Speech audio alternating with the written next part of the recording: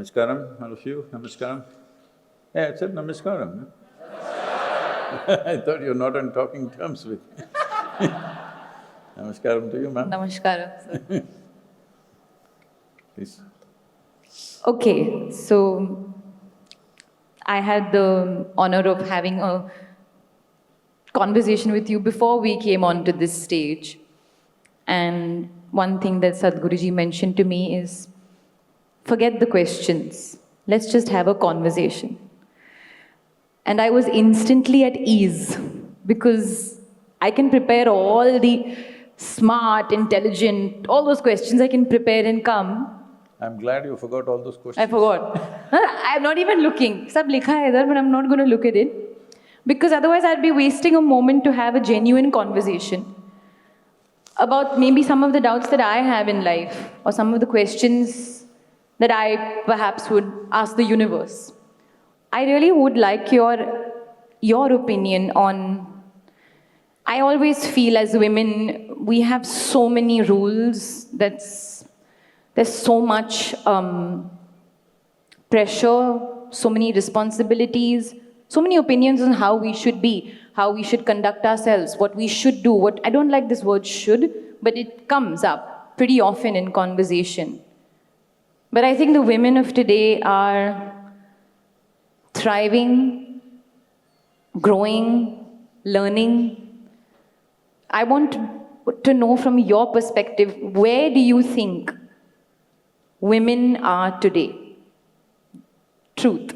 There are a lot of them here. Well,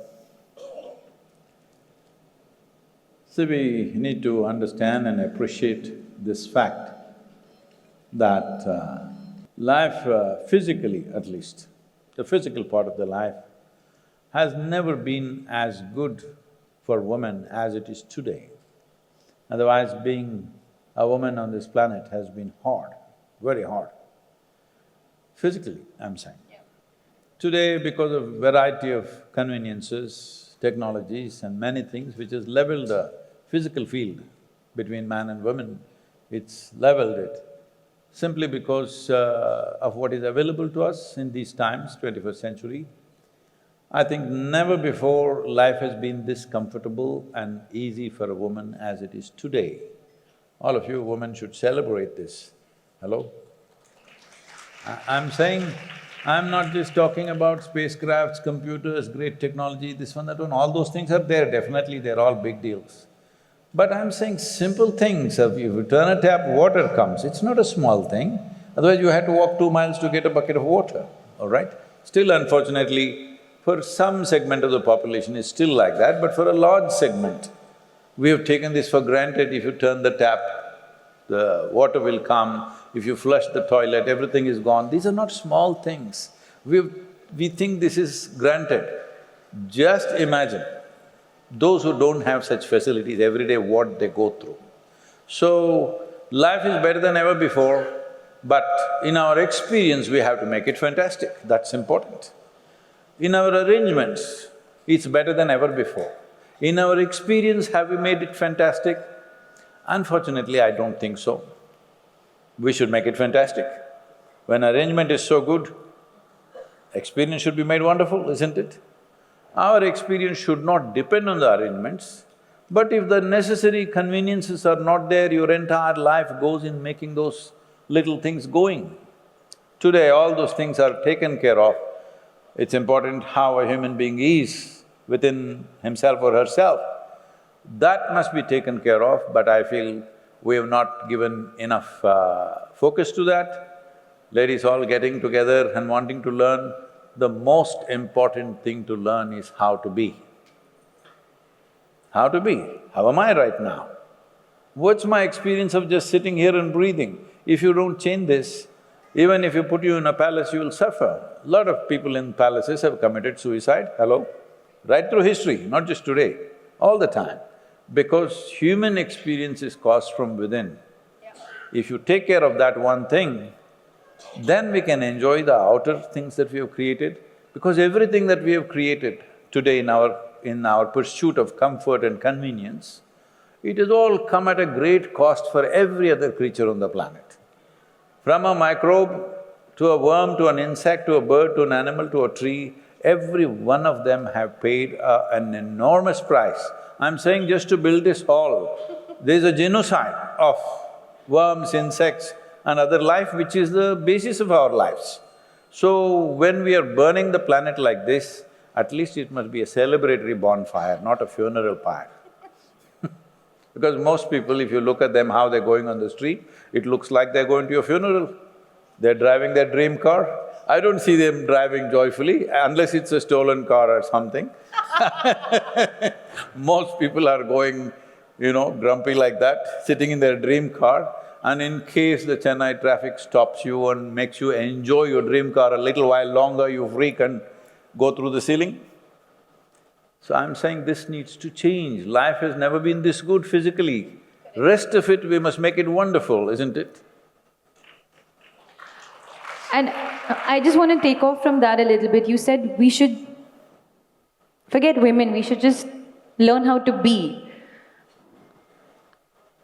Do you feel like we are all just running in a direction, and actually while we're running, we're not breathing, we're not living? Do you feel like the pace is outrunning us? Whether it's the youth, whether it's adulthood, whether it's even… I don't know, is there a pace that we are kind of constantly putting up ourselves against and we're forgetting to just breathe? Oh, I think they're breathing, otherwise they would be somewhere else. I understand what you're trying to say. They're not enjoying their breath. They're definitely not, because most people don't know that they're breathing. Doctor has to check and see whether they're not breathing or not breathing. This is because fundamentally, your focus on life is gone. Your focus is in your psychological mess. You think what nonsense that's happening in your head is life. It's not life, it's your drama. You don't know how to run your drama, then how will you know how to run your life? Because in your drama, you're the director, you're the producer, you're all the side actors, everything. That stupid drama should run your way. When you get out into the world, you will do one thing, I'll do one thing, you may do something that I don't like, he may do something that I don't want. There are 1,000 people, they will all do many things in the outside world. But within yourself, your own drama doesn't happen your way. You're a bad actor, bad producer, bad director, bad everything. Time to fix that, isn't it? At least your drama, your dream at least should go well. Well, I mean, I can definitely say that there are days where I wake up with some sort of energy and it's amazing. And there are days where I feel like I'm… Oh, those days the sun came up on that day. That one? To me, the sun is always shining. I like to look at life like that. Yeah, the sun is shining, and even if the clouds come in, it's when the sun comes back, you learn how to appreciate the light, right? So that's what I like to look at life like that. But speaking from my experience and speaking from where I am today, I'm a mother to a 3.5-year-old, and she's the joy of my life. But I'm so worried at all times. So my father asked me after some time, what does it feel like being a mother? And I said, it's a combination of joy and worry. I'm always worried if I'm being a good mother. Am I being a good enough mother? Am I saying the right things? What would your advice be to me or any parent today? Because children are so beautiful, they're so curious, they're living and they're engaging, but they learn life through you, at least for the first couple of years. And of course on their own, but what would your one advice to a parent who is worried if they're being a good parent be? A worried parent is not a good parent. I don't think you can take a worry out of it. I mean, you'd admit. I'll come. I was very glad that I had a girl, not a boy, because when I was 10 years of age, I would do all kinds of things. When I thought, if my child does this, how will I handle this? Fortunately, it was a girl, she never did those things. I did totally wild things which were dangerous many times, very dangerous, but I couldn't be stopped from that. So, when you said, I would like to look at life like that you must take it away from your life. The most important thing about life is to see it just the way it is, not my way, not your way, not somebody else's way. This is the problem. In this hall there are 1,000 worlds. Each one have their own world in their head and they will clash at some point. It's very important we see life just the way it is. Only if you see life just the way it is, effortlessly you will navigate your way through life. If I see it in my own way, I will bump into your walls. If you see it your way, you will bump into my walls. No, we must see it the way it is. Eyes are given to us not to see something, to see what's there. Hello? So just take it as it is. No, don't make a philosophy out of it. It's an active life process is that if you look, you must see what is there. You must not think, oh, they're great, they're beautiful, they're this, they're good, they're bad, they're ugly. No, you must see just what is there. I'm saying, your eyes are like a camera, let's say. A camera should capture what is there, it shouldn't Photoshop you by itself. So right now, because you're contaminated by your own memory, whatever you see, you will Photoshop it. I would like to see… I'll put a filter. It's more than that, it's photoshopped. Filter just changes the color, you can change the form, everything. So then, what about my parenting advice thing that I asked you? See, when you have a child, first thing is, drop this idea that you have to teach something. I know you're a wonderful woman, but between you and your 3.5-year-old, what's her name? Raha. Raha. Between you and her, who is more joyful? She. Who should be a consultant for life? She. Then what's there for you to teach? You must listen, That's so you must true. watch, you must see how a child is, because a child is far closer to life than you are. So your advice to me would be, you don't give her any advice, you Please. take from her. You must learn how to be life, because she's just life. You become mental case. Yeah. I'm not saying that to you. Yes, no, of course. Every of human course. being. Yeah, I totally agree. They're all psychological cases. They got their own stuff going, they see it in their own way. If you're seeing it your own way, that's called hallucination. That is called a psychological ailment. If you go by these standards, really by proper standards, really 99% of the population should go into the institution. Because there are not enough institutions, we let them free. But I'm saying, when they were all children, when they were all 3.5, not even 3.5, even up to 5, 6, 7, many of them, they were like this, bursting with joy, you can't put them down. They still have children, they know. Somebody had to work hard to make you unhappy. Today, somebody has to work hard to make you happy. This is very difficult. Can I tell you a joke? Please do. Is it okay? Yes, of course. One day, Shankaran Pillai was sitting in the backyard of his house, grumpy and miserable. His neighbor, another guy, came and said, hey, what's the problem? Why are you sitting with this end-of-the-world look on your face? He said, you know, one of those womanly questions, I got the answer wrong. I said, what was that? He said, my wife came and asked me, when I get old, fat, unattractive, will you still love me? So, that neighbor said, hey, that's not a problem, you just have to say, yes, I will. He said, I know, but I said I do.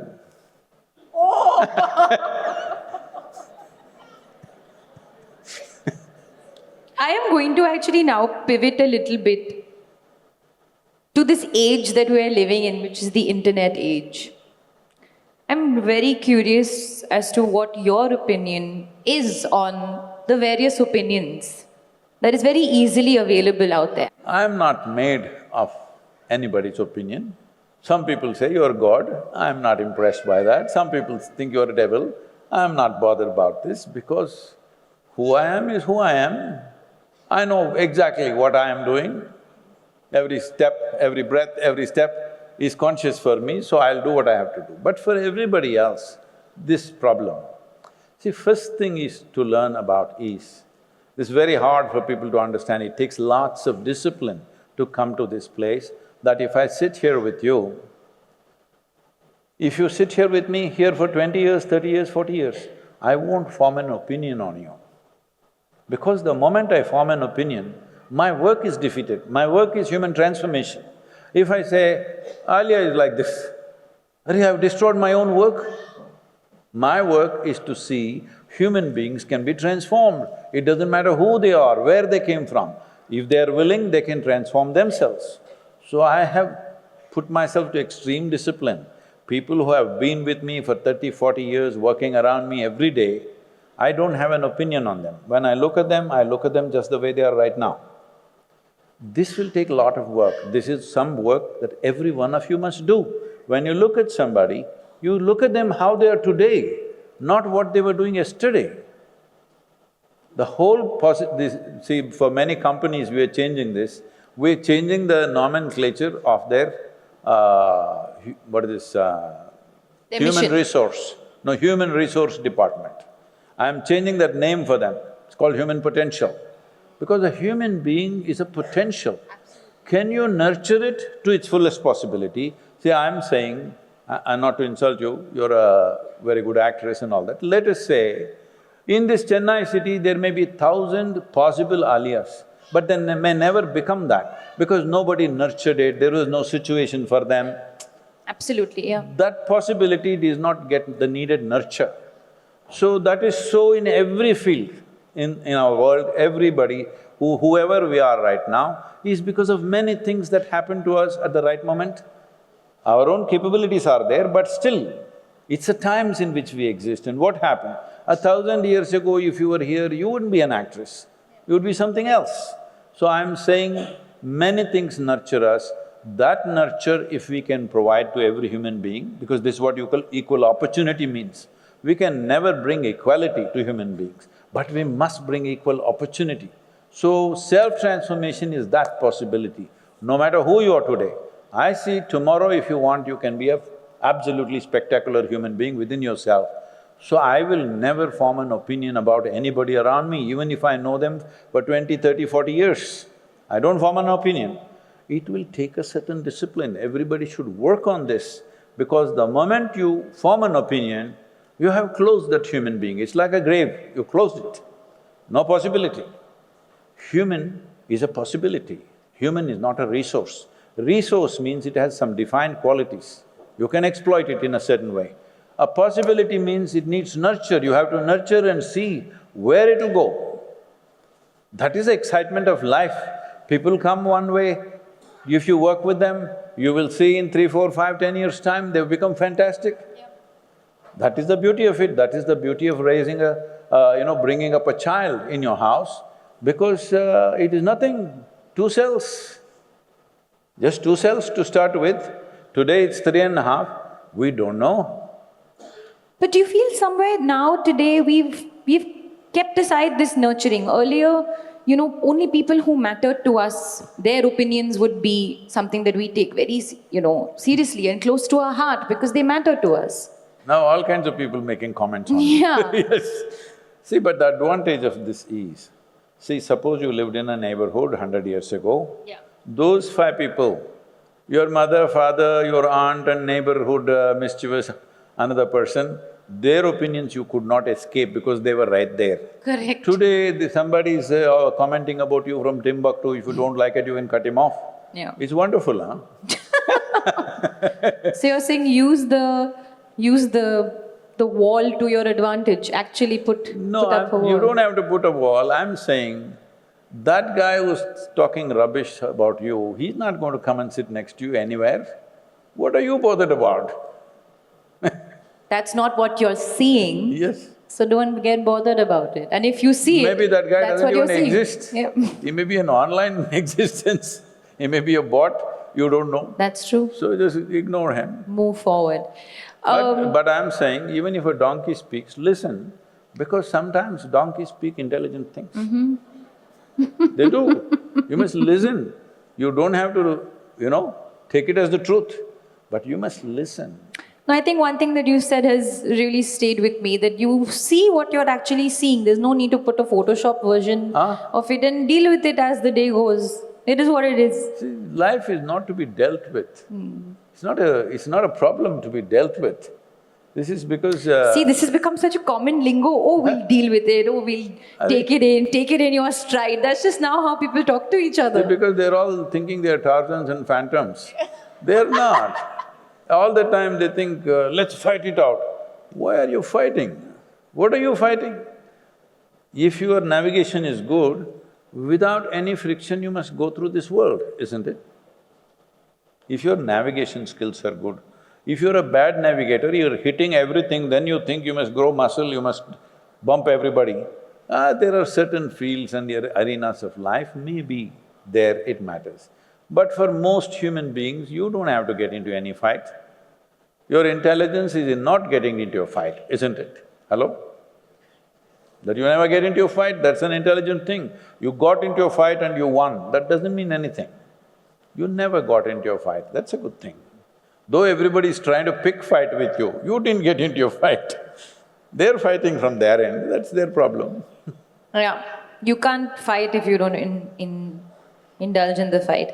One of the things that Jito has done so successfully is empowered a lot of the youth to chase their dreams. And sometimes chasing dreams means seeing success, but a lot of the times it means seeing failure. I want to talk a little bit about failure. I want to talk a little bit… I can also talk about my failures. Yes, please do. I feel we fear failure. It is even now, as my daughter's growing up, she's always trying to win. I came first. Even if somebody else came first, she said, no, she cheated. I said, no, she came first. She can stand for presidential election in the United States. Fear of failure is real. So, what would you say to the youth that is, wanting to chase their dreams and wanting to succeed and perhaps not seeing success? I'll cry on your shoulder a little bit, please, okay? Nobody's seen me crying, so let me cry a little bit. Please do. I think crying is very healthy. Oh, don't tell me that. No, it is not. We'll come to that. See, when I was 25 years of age, I'm just a few years older now, okay? So when I was 25, one day I'm sitting in one place and suddenly I realized, if I take my hands off my psychological process, every cell in my body bursts forth with ecstasy, literally. Every cell in the body drips ecstasy. Today, we have done a lot of scientific research to show in the top universities in the world, the Harvard Medical School, the Beth Israel Hospital, which is a teaching hospital for Harvard Medical School, has done a lot of research, and few other universities to show simple things that I've taught them. The bliss factor changes in the body to a point where it's 70% higher than normal. The endocannabinoids are on by themselves, you're feeling all the time wonderful. The measurement shows there's something called as BDNF, which is about 230% higher than normal in the brain. And the bliss factor in the body is 23% higher for just doing 6 weeks of practice, 23% higher than what happens in a sexual orgasm, just sitting here. So if you're like this within you, what is working, what is not working is not a concern. You'll do everything to your best. But when I was 25, I realized if I keep my hands off my psychological activity, I burst into ecstasy. Then after a few weeks of experimentation, what am I doing, why is this happening to me? When I understood the mechanics of what is doing this to me, then I sat down and made a plan. And that day, the world's population was 4.82 or 84 or something like that. I sat down and geographically I made a plan in the world that in 2.5 years' time, I will make the whole world blissful. Because who wouldn't want to be blissful? No price, no cost, no drink, no drug, simply sit here and boom, you're gone. Who wouldn't want it? In 2.5 years, I'll make the whole world blissful. See, it is 43 years. Here I am, working 7 days of the week, 365 days, non-stop on, 18, 20 hours a day, and making a few thousand people work like that every day. In spite of that, today people say we have touched over 2 billion people, but that's not my idea of the world. Now the world's population is 8.4 or 5 billion people. So I know I will die a failure, but I am a blissful failure. This is my blessing to everybody. You must be a blissful failure. Because you set up petty goals for yourself and say, I did it. Arey, what's that, huh? For human potential, you must think what you cannot do in this lifetime. You must aim for something that cannot be done in this lifetime. If you take a few steps, next generation will take the next step. So, my blessing is, may you be a blissful failure. If you're blissful, who the hell cares? Somebody thinks you have failed, somebody thinks you're successful, that's not the point. That's a… may we all be blissful failures, that's a… Yes, that's a great way to let's be look at it. blissful failures. Because what we want, because human capacity to imagine, human capacity to aspire is such that it cannot be fulfilled if you live here for 500 years or 1,000 years, unless you have a pea for a brain. Random question. Yes. How many hours do you sleep? Well, for almost 27, 28 years, I managed with 2.5, 3 hours. But last 2 years ago, I broke my head twice. I cracked my head twice, I went to emergency surgeries. After that, they gave me lot of sedatives and stuff, only for about 4 months. So I got used to sleeping, and now I'm sleeping 4.5 hours, 4.5 hours, depends on the day. That's it? What do you mean, that's it? 4.5 hours? That's a fourth of the day. I sleep for 9. Oh. Or like 8. When will you live? No, but all we are told is sleep and rest and sleep, and it's where your body repairs itself, right? Everybody's nodding But away, that's all we're told. Why did you damage your body first of all? The people ask me, Sadhguru, what do you do to unwind? I say, I don't wind myself up. Why do you wind yourself and why do you go and unwind? Oh my God. But that's true actually. Why are we so wound up? But we are always wound up. Okay, I can speak for myself. You reach the end of the day and you're tired and you want to sleep. And in fact, even after I've slept 8 hours, I want to sleep more. Then I have to wake up because I have to wake up. So I love sleeping. Nobody loves sleeping because when you're really sleeping, you don't exist. So what's there to love about it? You don't love your existence. You may like the restfulness it creates for you, but if I teach you a way, if you sit here for 15 minutes, you feel like you've slept for 3-4 hours. If I teach you something like that, would you like that? Yeah, I mean, who wouldn't? Then why the hell you're all in Tamil Nadu only? Why have you not come and learned? No, but… no, so okay, so what time to what time do you sleep? Like say 12 a.m. to 4 a.m.?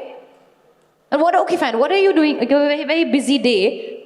Sorry, now I'm going all over. No, it's a conversation, you can go where you want. I want to know just before sleep, when you shut your eyes, I feel like… I ask this question a lot. What's the last thought that you feel constantly tends to enter your mind just before you doze off to sleep? Is that thought for you consistent? Is it no thought? Is it just, what is it? That's what I tried to articulate in the beginning. See, when you have no opinions, you have no thought also. When you have no conclusions. See, right now I'm looking at you, I'm just looking at you. I'm not thinking, Alia Bhatt, this one, that one, that one. No, just looking at you. That's all. And I know you're like a scenery, you keep changing. I'm just looking at it.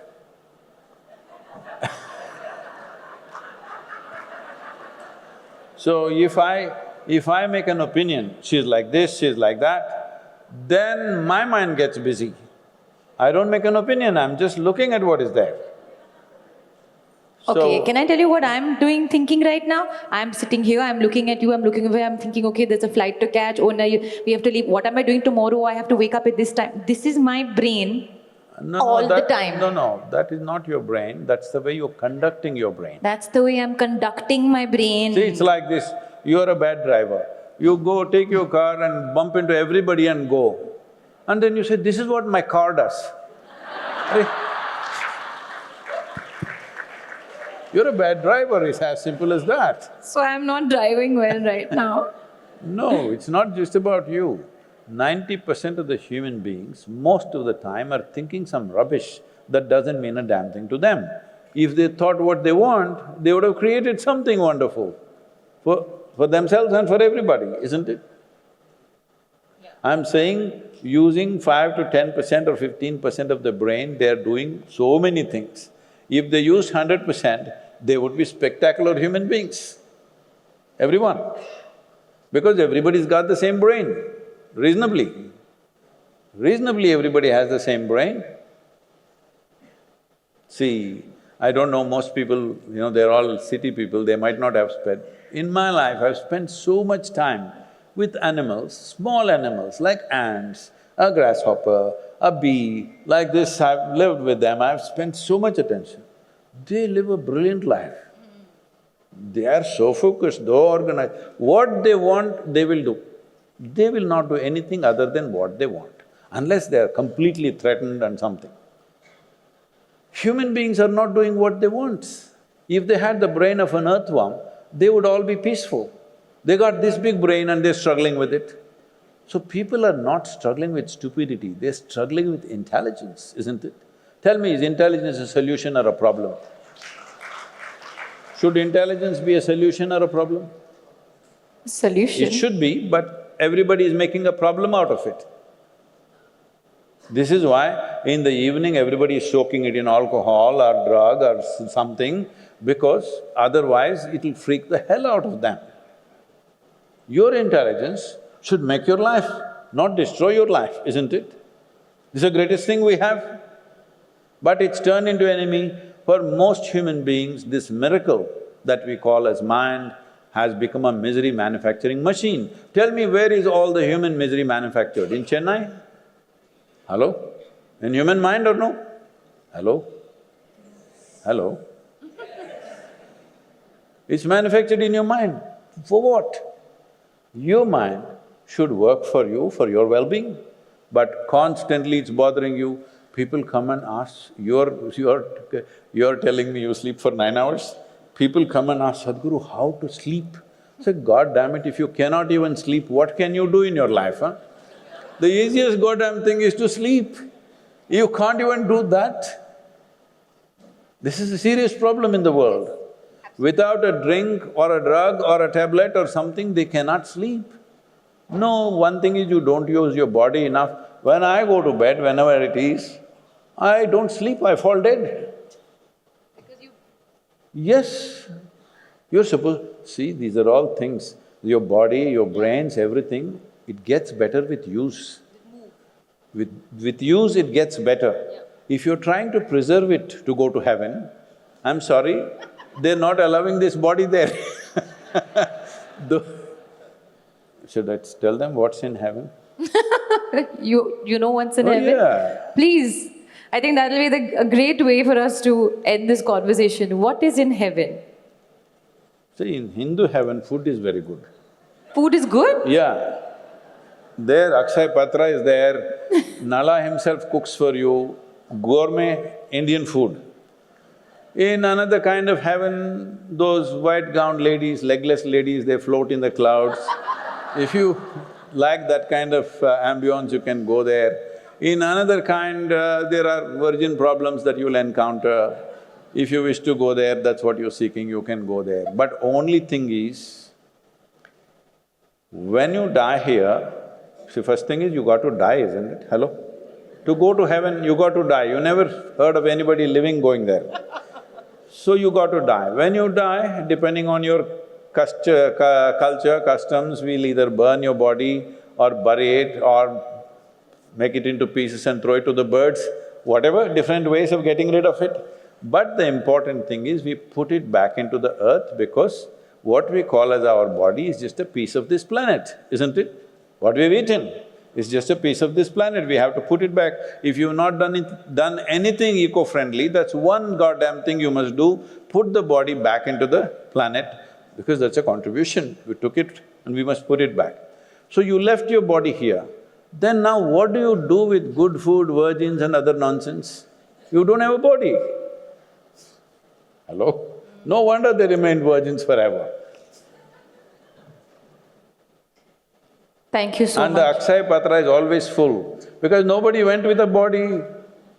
Food is cooked and kept, it's always full only. Only if you eat, it gets empty. I'm saying, we're doing a lot of con job with ourselves, lying to ourselves in 1,000 different ways. So if there is one thing you can do about your life, all of you are mostly Jains, I believe, Mahavir. He's called Mahavir, a very valiant man, not because of the battles he fought, because the most significant battle that you can fight is the investment that you made in ignorance. To defeat that, when I say, I thought I'll make everybody blissful because what's the problem, who wouldn't want to be blissful? But the way they're invested in their miseries, even if you show them a great possibility, they will not go. And I'm asking you, do you have any proof that you're not already in heaven and making a mess out of it? Do you have any proof? Hello? You're already in heaven making a mess out of it. It's your choice, you don't have to make a mess out of it. As I said, the physical comforts and convenience that we have, no generation ever knew. Yes or no? We as a generation, did any generation have these kind of things? And now, we're still complaining, still cribbing like cavemen and women. It's time we understand everything that we have, a light bulb burns, it's coming at a great cost to every other life. When that is the nature of our life, at least we must live in absolute gratitude and joy. Otherwise, everything is burnt for nothing. Absolutely. Thank you so much for speaking with me today. Ladies and gentlemen, can we please have a huge round of applause For you. for you? Thank you so much. I think we all took home something today. Thank you.